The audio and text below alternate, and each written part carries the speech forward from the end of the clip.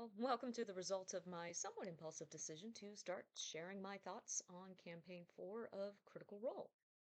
Um, I've been watching Critical Role since 2019. I did go back and start with campaign 1 and caught up by the pandemic. Yeah, I still don't entirely know how I managed to do that, but here we are 3 campaigns later with the start of the 4th campaign, and I have thoughts, opinions, somewhat theories, reeling from some of the implications, connections to some other work that Brennan has done, and of course, some of the reflections on previous campaigns. And I have a grand total of one person in my actual life who also watches Critical Role, so I don't have a ton of outlet for sharing these thoughts. I watch other people's reactions and breakdowns, and you can comment and jump in, but in an attempt to keep especially my roommate from being driven up the wall by my incessant chattering, I decided to throw it into the void of the internet and see if maybe somebody else wants to hear what I've got going on. So, this might turn into a series. This might be a one-off. I made the somewhat impulsive decision to start this right before some of the busiest 4 weeks coming up of my life. Um, but we'll see. This is casual. It's not really scripted. I have notes, and hopefully I get through this and get it uploaded before episode 3 drops, because I had thoughts on episode 1, but before I even had the idea to share them, episode 2 came and confirmed some of those thoughts, diverted some other thoughts, and rendered some of them moot. So let's see if I can actually get this out and up before Thursday night. Um, a little bit of background for myself. I gave it a little earlier than I thought. Again, I am caught up on the 3 previous campaigns. Most of the one-shots, there are some of the sponsored one-shots I haven't gotten around to watching because there's a lot more content now, and I don't have the kind of time that I did when I first caught up. Um, in terms of my experience with Brennan as a DM, I have watched probably only about half of the current seasons of Dimension 20. I'm working my way through catching up. There's a lot of them. But most notably for campaign 4, I am entirely caught up on book 1 of The Wizard, the Witch, and the Wild One, which is what has currently been released from the podcast Worlds Beyond Number that he does with Abria, as well as Lou Wilson and Erika Ishii. And I say most prescient for this campaign because while they introduced campaign 4 as being in conversation with the previous campaigns and Armon as being in conversation with Exandria, I think those of us who have watched or listened to Worlds Beyond Number are probably noticing some details that makes it feel like Ahriman is also in conversation with Umora, if in somewhat different ways and settings. It was actually kind of one of the reasons I wanted to do this, because some of those points of comparison, contrast, conversation, I find very fascinating.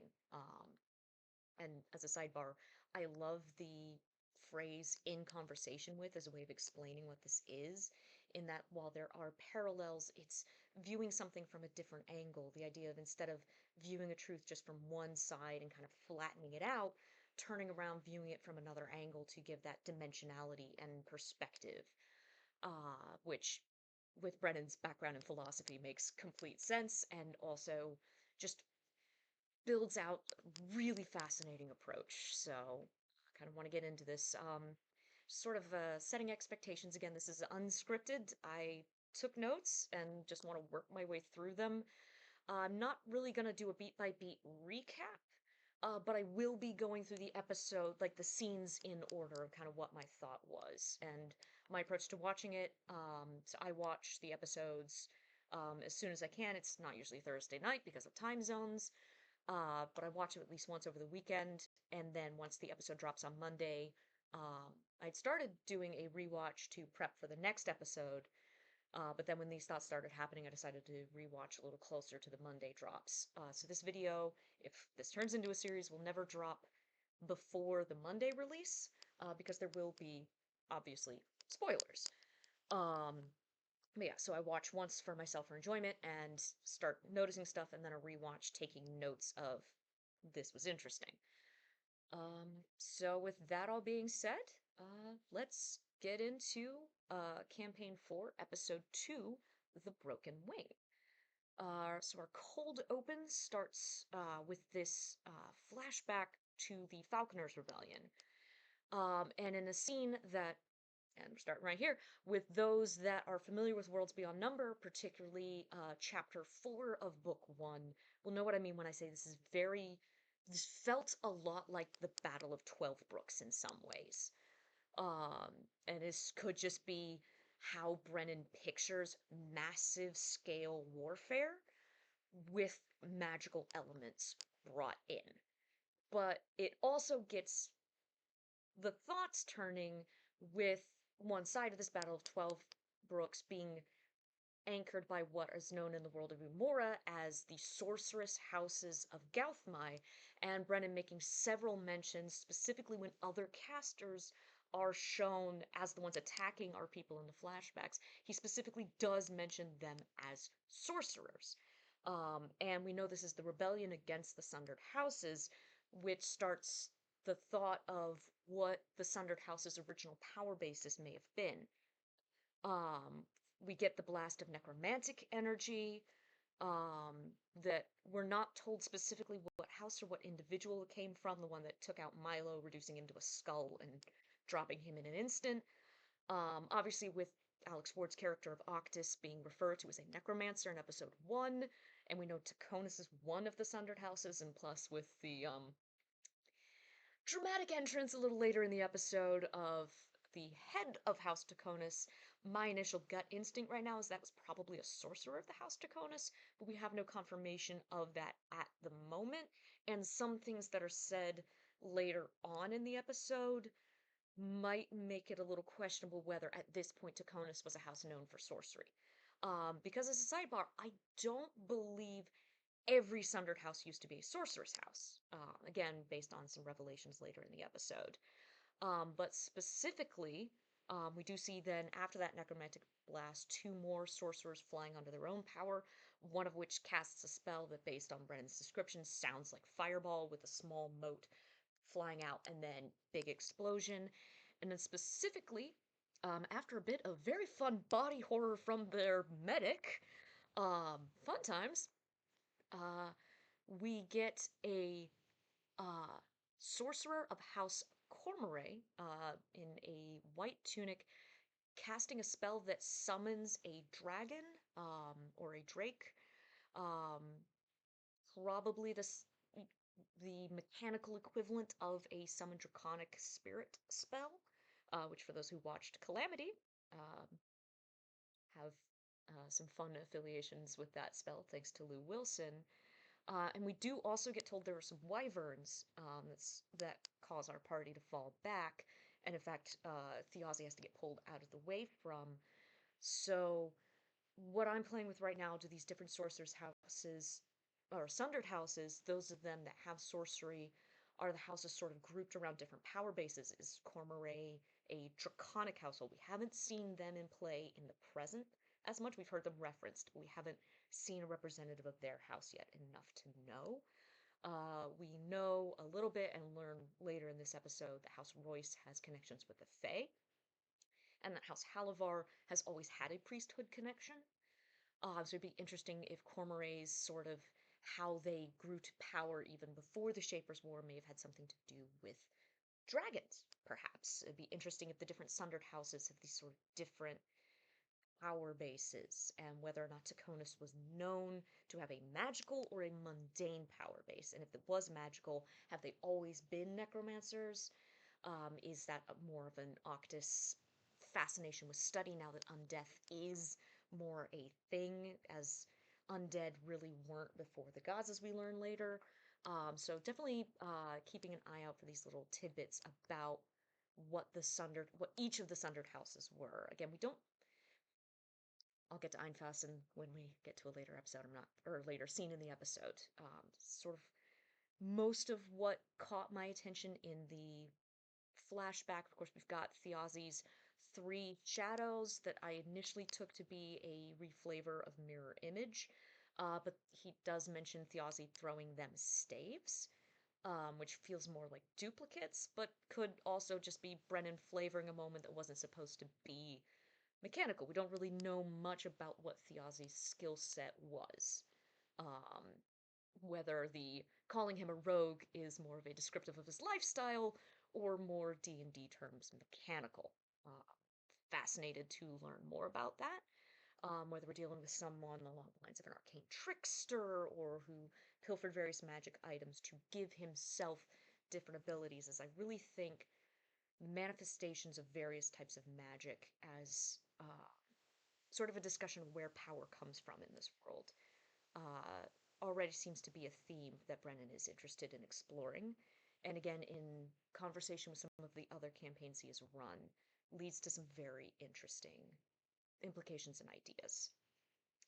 So after the announcements, we return right back to where episode 1 ended with the box that was retrieved from Venitus by Taisha, Abria's character, and Octus, that opened with the keyword of thimble.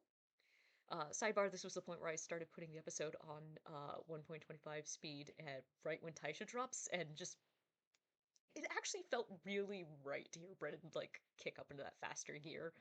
Um, but that's beside the point, just a fun little observation. So we've got the halfling coffin, halfling sized coffin, recently constructed from ancient materials. Um,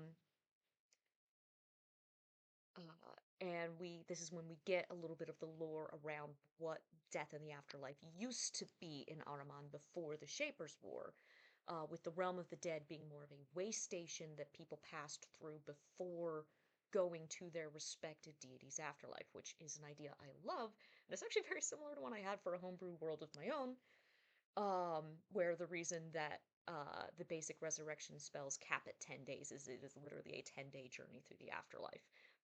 Probably not exactly the same as what's going on here. And that the pull to this realm was powerful enough that you essentially had to be the most exceptional level 20 rare, like, he said it was the stuff of legends, not that it had never happened. For there to be legends, something had to have occurred at least once, something had to plant the idea, but you almost never saw it. So that's a bit fascinating again with seeing the necromantic energy. Like, was that something Taconis got into after the Shapers' War? Again, if that was Taconis. Um, and specifically, we have noticed that whenever lore about the underworld and death comes up that Bolaire is present for, Brenna usually couches it as something that Bolaire is well aware of. Even in episode 1, when the Stone of Night song was being discussed, this was being presented as something that Bolaire knew without having to roll for like Murray did. At the time, I assumed it was because Bolaire was an elf and we were dealing with an elven artifact, but now that we're also dealing with a halfling artifact and the realm of death, and specifically that Bolaire is well aware that that initial pass-through realm of death has expanded in the wake of losing the gods, I'm beginning to feel this is probably more to do with Bolaire's patron, possibly an undead patron warlock, which is fun. Love the mechanics for that subclass. And again, in a later scene, there is something else that is said that I believe is more confirmation of that. And of course, we also do have the fact that Belair, presumably the mask that is attached to his face, is a lore and backstory flavor of his Warlock Pact, and we do know that the mask in the box that disappeared before he could see it was described as being very similar to his own mask. Possibly, I'm thinking right now, these different psychopomps for the different gods. Maybe the mask was a symbol of them. The dark one in the box was related to the halfling. The white one, probably one of the other gods. Maybe not even the elven deity, maybe one of the other five unaccounted for, or at least five other shapers that we don't know about their psychopomp celestials. Um, and I guess he described his as gray, not white. I keep getting confused by the artwork. Um, the other interesting thing that clocked to me in this scene that I haven't seen discussed is that when asked what Valus was concentrating on in this scene, Ashley Johnson did specifically call it that she was watching the mother-daughter relationship, like how Shadia was interacting with Taisha. We don't know much about any of these characters right now, but I found it interesting, even on a first watch through, that that was what Valus was caught by. Given the extreme magical nature of what was going on, and the fact that there is at least some connection, if in purpose alone, between the Stone of Night Song and this casket of this halfling psychopomp. Uh, so I'm a little. There's just something sitting in the back there to see if that's going to pay off, whether learning something personally about Valis' own relationship with her mother, or possibly how Valis viewed her relationship with Salandri, given that Valis is old enough to have been not just around when Salandri died, but around when Salandri was alive. And Salandri, at least, seems very closely, not just I made the elves, but was very close to her elves. Um, from there, we move to the scene with uh, Liam introducing the Hal and Hero, his daughter, playing the duet on their lyres of the song The Broken Wing, as we get the rest of the group coming in. And I wanted to shout out that moment because I've already seen at least one critter musician that is in the sphere of those I follow. Lily Farfaro has actually already written and released her version of Broken Wing. So I do recommend checking that out. I love all of Lily's music. She has songs for each of the parties, like each member of the parties for the first three campaigns, a song for Matt, and if we're actually going to get periodic releases from Lily through campaign 4, or just one-offs, I'm very excited and looking forward to that. Um, from there, the next thing that caught my eye during the wedding flashback, Thiazi, uh, the first meeting of Thiazi and Thimble, as she is a wedding gift presented by Aranessa as a tradition of House Royce. So again, sort of drawing back to the fact that whatever House Royce's standing was, pre-Shaper War, post-Shaper War, was very much reliant on their connection to the Fae, because in the first episode, Aranessa talks about their house's influence waning because the doors to Fairy have closed. Um, and this is why I say I don't think all the Sundered houses are sorceress houses. Because specifically with the presentation of Thimble, Aranessa's line to Thiazi is, as you are marrying into our house, you now enjoy the protection of the Fae. And in the first episode, she mentioned there are fewer messages coming through. So I see possibly House Royce was more of an intermediary house, that they had some connection to the Fae and was sort of the voice of the Fae to the mortal world, and from that grew in enough power and authority to assume a nobility perspective that is now waning because they don't have as strong a connection with the doors to Fairy closing, and with the power of the fairies, however many besides Thimble that remained in the mortal world, waning as they age and lose their connection. Um, so I'd be very interested to see if that plays out. Um, if maybe perhaps there used to be Archfey Warlock pacts within House Royce, or an overarching pact between some powerful Fae and House Royce. Um, just very, very curious to see if Archfey can't even give packs anymore, or if the doors to Fairy being closed render. I think we only have one warlock in the party, but I'm the sort of person that thinks about like what other potential characters would I create in this world. So that's a little hook I've got in there. Um, and as a sidebar, through this scene, the previous episode and the last episode, I do find it interesting.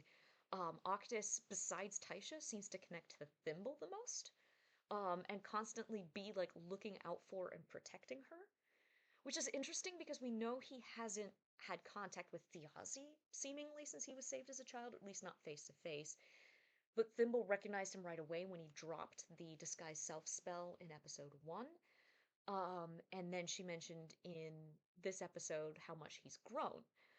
So I don't know if this is Alex playing Octus is very interested in this extraplanar creature, or as a last connection to Thiazi, or if maybe Thimble was more of an intermediary and like got messages to him. But I love their dynamic, Octus and Thimble, and a pin. I love Pincushion already, the little necromantic fox, and I'm a crochet artist, and it is really, really hard right now to resist making myself a pin little plushie. But I have to get ready for selling a bunch of stuff at Ren Fair, and I don't have time for that right now, and that is a step too close to committing to a full Octus cosplay, and I really, really don't have time for that. But there might be a pincushion plush in the future. Um, we get to the discussion of what went wrong with the plan. Obviously, we have the two possible points of failure with Tsidamir and Casimir. Um, it'd be interesting to see if any of them are being set up as red herrings, um, or whether potentially one of them got captured and unwillingly but forced to spill the beans. Somebody who knew about the rune obviously had to either have willingly betrayed them or unwittingly or unwillingly betrayed them. Um, Obviously, we've got Casimir with the connection with the Crow Keepers, so right now he's got the most suspicion on him. But we could be setting up some dramatic brother on brother, like, anger from Tayor at if Sid ended up being the point of betrayal. For me, I'm sitting here as a planner going, okay, which of them would have had the most to gain from the plan failing and Thiazi dying, and who had the best, like, after you foil the plan, what's your next move in getting out of Dodge and dodging retribution, if not capitalizing on it? So, right now, as easy as it would be to say, like, they're putting too much focus on Casimir, he could be a red herring, I think somebody in with a Thieves Guild that is the more respectable Thieves Guild in the city might have more to gain from aligning with the Sundered Houses, and the idea of like you're wielding more overt power and I've got underbelly power. Plus, I've now got your backing and a Thieves Guild to keep me out of the way of retribution.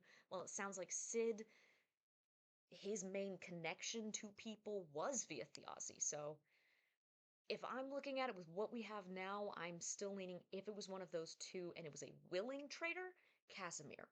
Otherwise, possibly Sid was captured and the information was pulled from him. Could be either way. And Casimir still may have been involved in the latter. So we'll have to see how that plays out. In the conversation with Thimble and Valus, we get some strong implications that the history of elves and fairy are intertwined in Ahriman. This is common in some other D&D settings, so it'd be very interesting, or it could either be she just referenced that Valus would know more about the history because she's an elf. So it's either the histories are intertwined or just elves live a real long time and they probably know more, but it is seen as um odd to Valus that Thimble had free will in her bond with Thiazi. So bonds with mortals are precedented, but apparently it is very rare for them to be treated as equals. But what degree of subservience the fairies or pixies have, we don't know yet. But be interesting to keep an eye out for that and how the fairies and the elves and House Royce might all be connected. Um, we also get a little bit more information about the Circle of Ancients and just how ancient the the Circle of Ancients is, with Taisha's great, great, great, great, we don't know how many generations, grandmother still being around and Loza going to make contact with, which what we learn later in the episode about the gods actively trying to stamp out Druidism means that for her to be this long lived, she was also really good at avoiding the gods, because we're talking that's far more than 70 years. So the Circle of Ancients is both an enduring and possibly only recently coming out of hiding. Um, and has, and in Loza's surprise and not wanting to tell the Circle of Ancients that Taisha's working with Octus, they likely have issues with either the Taconis family specifically, necromancers in general, because it also, she calls out Pin as one of the reasons she's surprised Taisha's working with Octus, or the Sundered Houses, or some combination of these three. So it'd be interesting, as Taisha seems to be Octus's closest bond within the group, how that might put her at odds with her own power basis in the Circle of Ancients. And then the last thing is the torn banner literally being a torn banner, and just my brain going, was it always like constructed as half a banner, or was this torn off of something else and like in being ripped off of whatever standard it was, becoming this new symbol?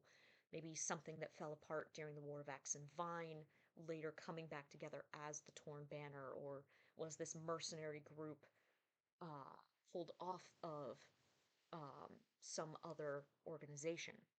Oh, speaking of Torn Banner, there was one thing from the flashback that I haven't seen too much discussion around. I could just be missing the video. Um, Azune, Luis specifically, when he was rolling his death save and he used his luck point, so we know he has the luck feat, mentions his father giving him to the mercenaries, telling him he was lucky and that it was his second chance. And we also know Azune is a sorcerer. He's a sorcerer paladin multiclass. And given that all the sorcerers we've seen so far have been strongly implied to be aligned with the Sundered Houses, my brain is going, is his father, like, does Azune have some bloodline connection to a Sundered House, possibly even being a bastard of a Sundered House that his father is trying to hide him, get him out, get him a second chance? Or could there be some inner house politics and some members of the family were getting sized, and the dad had some? So be clocking and curious to see what goes on with that. Moving from there, we get Tayor's meeting with Wick, and a lot of the implications from this, obviously, more discussion from the end of the episode. We do get to see all of the four sisters that we know of that are in the mortal plane from the demons: enmity, cruelty, tyranny, and agony. Um, Notably, the other three don't seem to be on board with the fact that Wick delivered the sword. Whether they just feel that undermined Halavar's stance, or whether there was actually something about that sword that they didn't want to let it go. They didn't seem to make too much of an issue about it. It seemed more catty, trying to needle tyranny about not being able to sort of keep Wick in line. Um, right now, the implication is, as far as I can see, that the demon sisters are using House Halavar while themselves pretending to be used. But it could be more of an inline, more in line than that. But as I see it right now, based on that conversation, that's more the feeling I get, and with Tyranny being the more reluctant one, because instead of being assigned the family member that's in on the plot, she got the one kid who's not, and is starting to feel for him. Um, uh, we do see, obviously, Tayor's paladin powers, which in the previous scene, Loza mentioned that even Tayor doesn't know the source of his power. So it'll be very interesting to see how, again, they play with paladin abilities in a world without gods. We know it's presumably not the light, as Wick believes, given what we learn about the light later in the episode. Um, in the confrontation with Wick's grandmother after Tayor is sent out of the room, did find it interesting that specifically Halavar used to be a house of priests in an empire. Like, that was before the Shapers' War, how their authority, where they drew their authority from, was this religious authority. Which is interesting given what Brennan says Wick knows about that empire. At the end of the episode, he mentions that the god this empire, don't know that I wrote down the name of the empire, but that the Halavars were like just underneath the royal house in terms of power. They specifically referenced worshiping a sun god who was known to be who Wick now knows. He's like, as you know, he was a false god. Which I find it interesting that the grandmother seems that pissed off about the Shapers' War, killing the real gods, if they were the servants of a false god. But false gods in a world with real gods are always an interesting thing.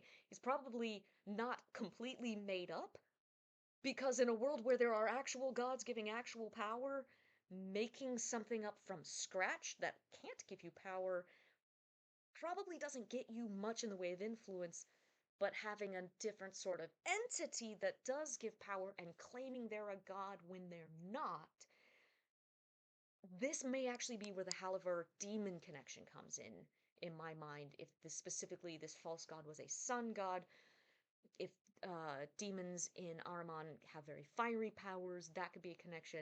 And then also with end of the episode revelations, how long the basement situation may have been happening could be interesting to see. But it's just that Halavars were a priestly family of a false god is a very interesting bit of lore that we learn in this scene and the last scene.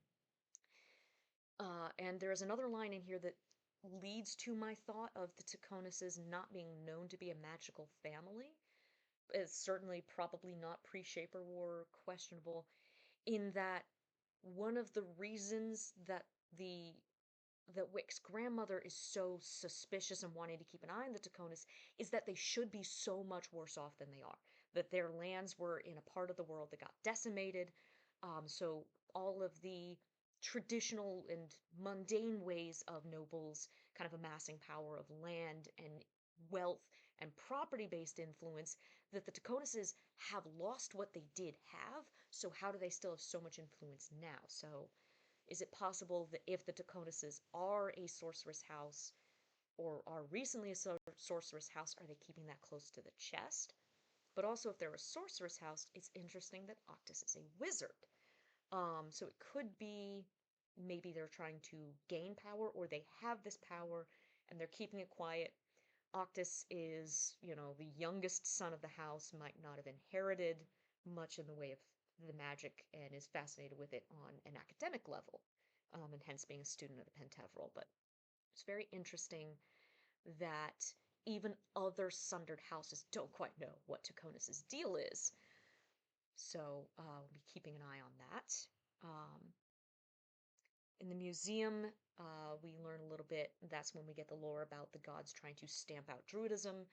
But obviously, we've got the Circle of Ancients, at least, that has preserved. We know that's a very orcish circle. It'd be interesting if orcs were able to hold on to their Druidism a little longer and that they were the first ones to rebel against the gods, and other mortal races that were on better terms with their gods sort of more easily let go of their Druidism. So it'd be interesting to see if we ever encounter non-orc druids, and if so, how recently that tradition has been introduced to that people. Um, and I also find it interesting that our druid in the party, Taisha, is connected with a smithing family, given that in D&D lore, metalworking and druids are typically opposed, but that in this case there was almost this blending of these two, of this druidic background, this non-magical blade. Really did want to look up, like, I've heard the term cold iron and would be fascinated if, like, this is the definition of cold iron, which is iron that was forged without fire, and kind of makes me want to go down a research rabbit hole of, is that actually a real forging technique? So if anyone actually is watching this, has gotten this far in the video and knows, by all means, I would love to find out. Tell me. I have so many different thoughts and rabbit trails that I want to learn more about, which tends to happen when you watch a Brennan Lee Mulligan campaign, I find. And I love the idea of a blade so mundane it repels magic. Of, like, it's not a magical blade that killed the gods.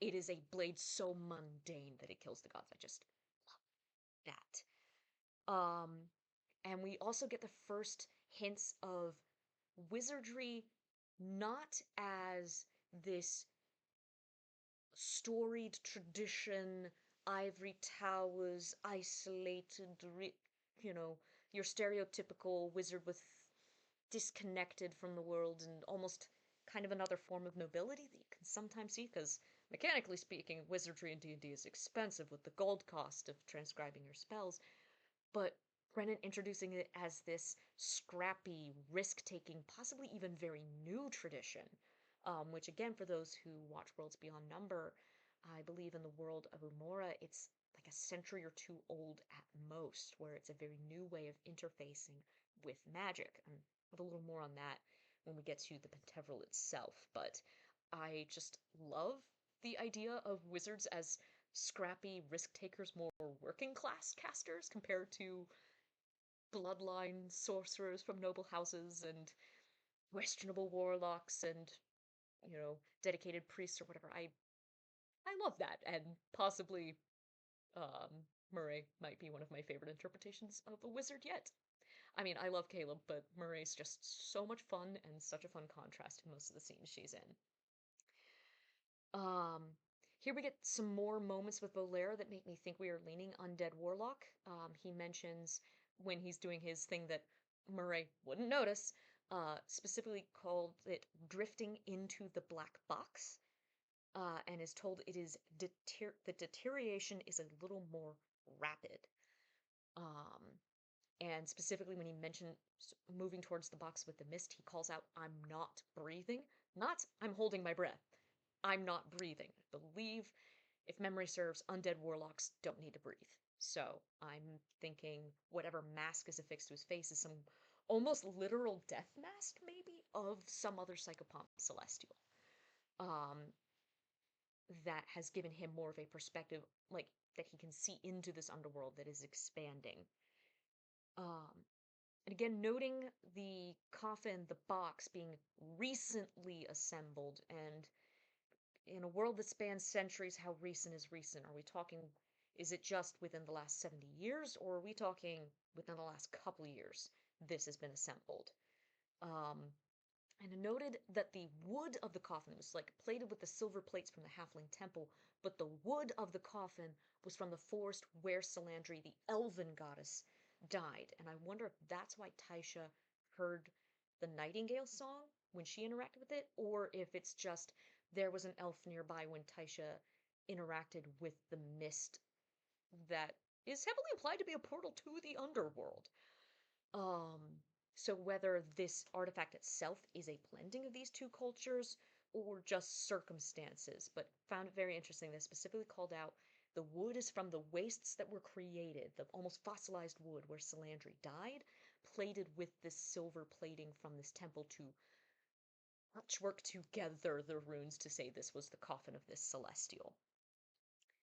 Um, we get a little bit of lore on what species, races, entities were here before the gods, with the demons, the fae, others, question mark, mentioned that there were giants that were killed by the gods, so I'm guessing we're probably, if we encounter a Goliath or any sort of giant kin, it's going to be something worth noting, which, again, I'm the sort of person that comes up with potential characters when I watch a campaign, and there goes my Goliath druid.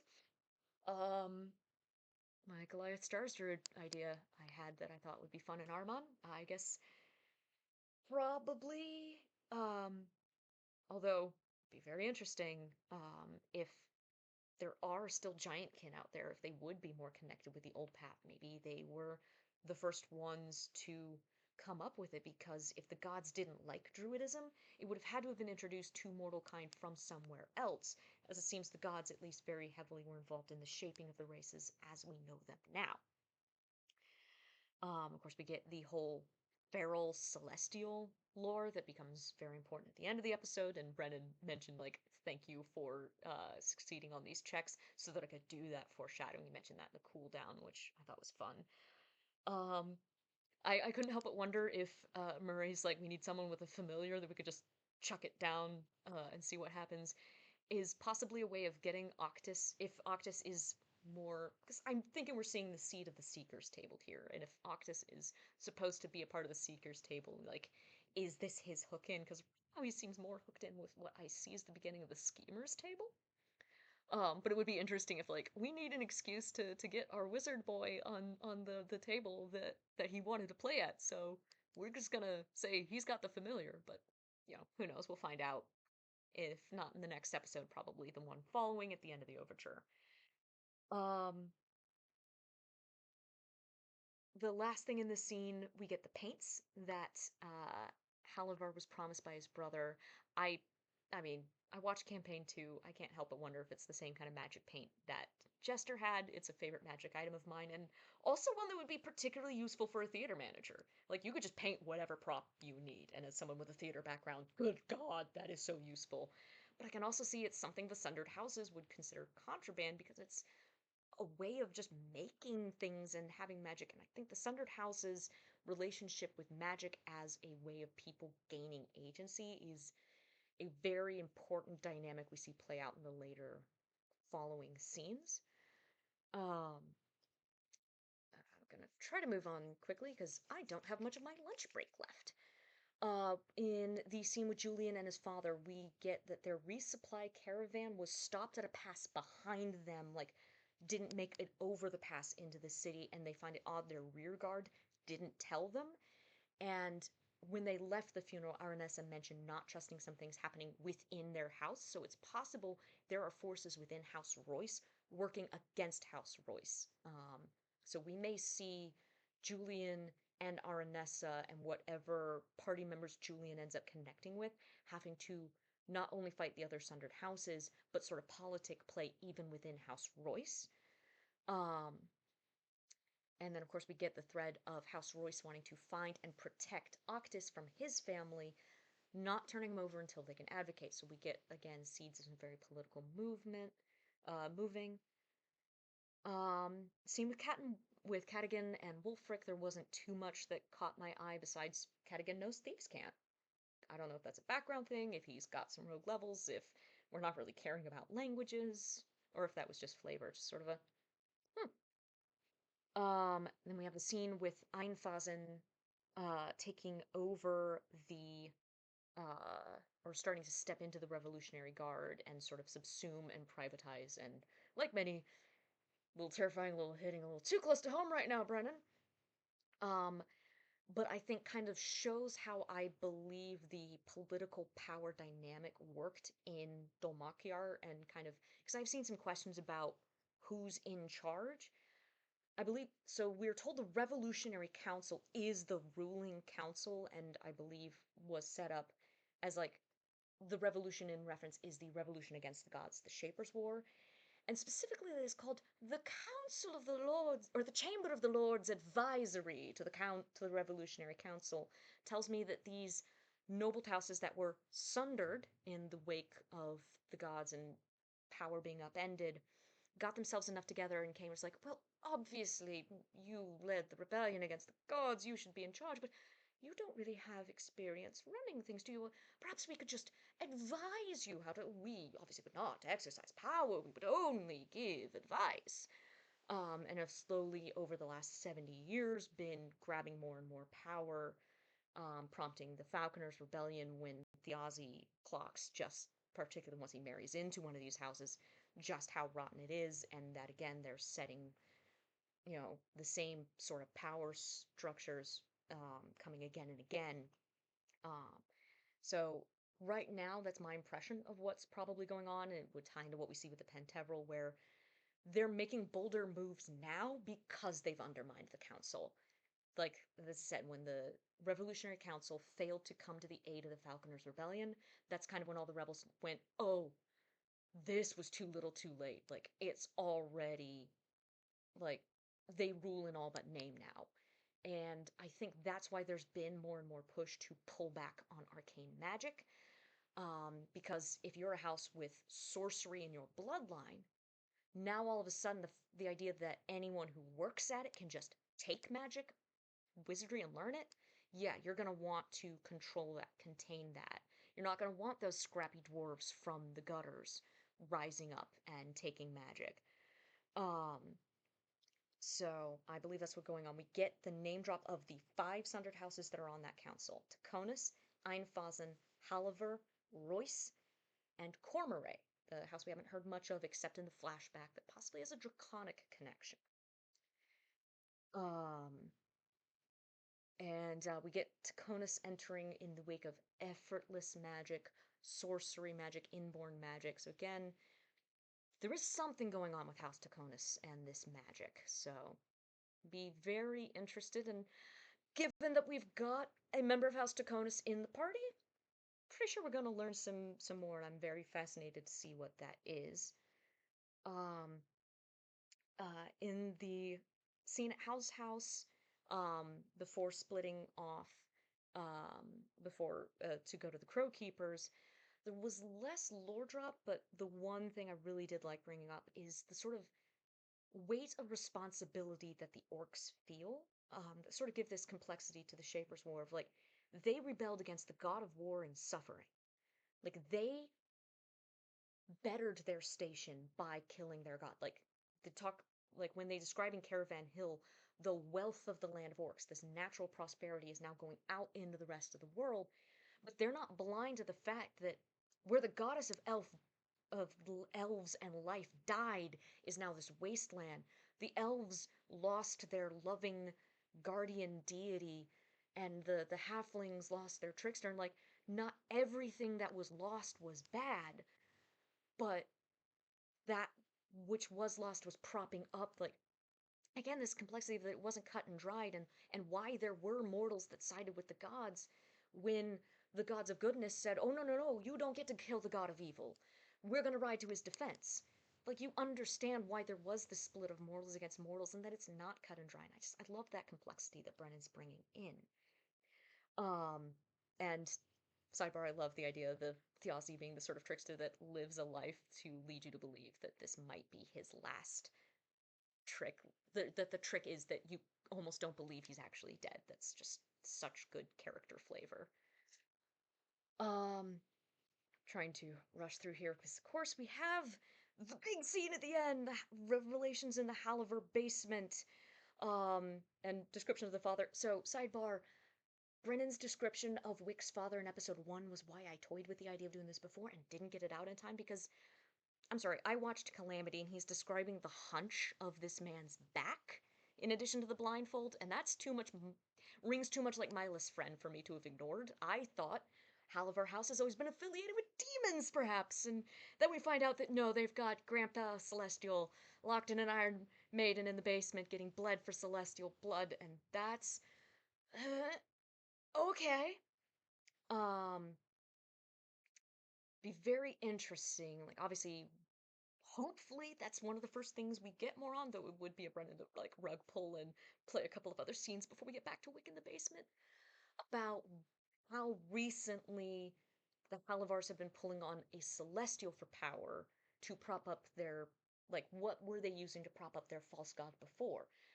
Are the demons new? Is the celestial new? Which one came first?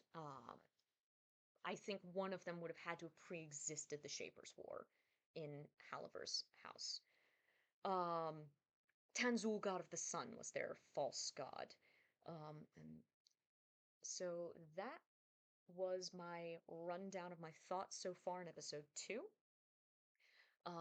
We will see if and when I can get to episode 3, because I am vending at a Ren Fair this weekend, so that's gonna cut into my watch and rewatch time. But I'm definitely going to be keeping up with this and possibly seeing about throwing other videos up.